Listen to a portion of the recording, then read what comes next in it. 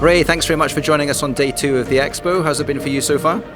I think it's been excellent. It's good to see faces again, I have to say that, and the level of involvement and technology is quite impressive as you walk around here.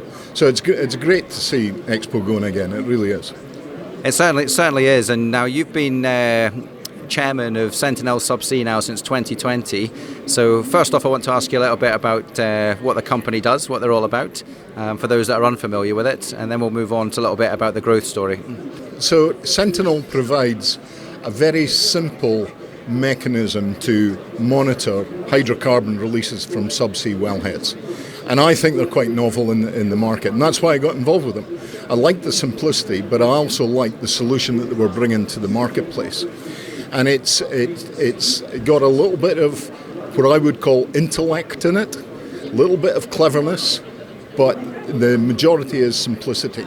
And it allows then an operator of subsea wellheads, and there are many hundreds in the UK North Sea, let alone globally, but it allows them to actually sleep easy at night time because they're monitoring these wells 24/7. And you're quite uniquely placed to say that as well, as the next managing director of an operator here in Aberdeen.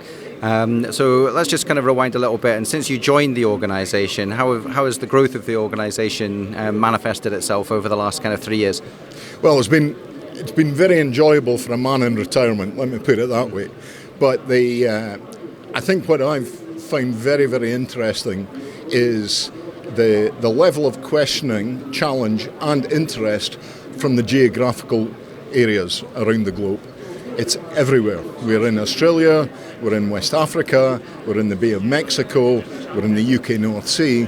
I think it's beginning to be recognised as, I repeat myself, as a very simple way, a very economical way of satisfying your conscience that you're doing everything that you possibly can.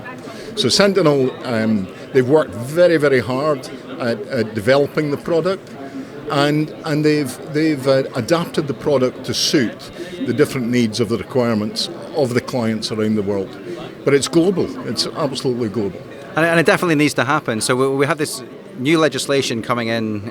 Well, it's already in place, but it's going to be a hard kind of finish in the next 2 years to force some operators to kind of have a look at their methane emissions.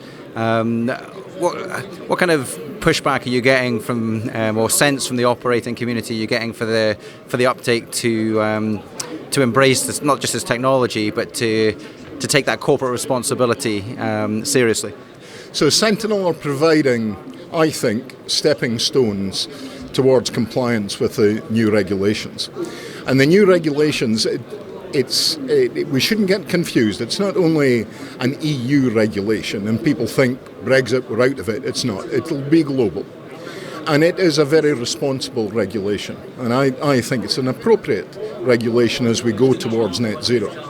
And I think what Sentinel provides is a solution to the challenge of being the most responsible operator when it comes to subsea wellheads. Excellent. So my last question is really about the future plans for Sentinel as an organisation. What can we expect over the next kind of 2 to 3 years? Growth. Without a doubt, growth.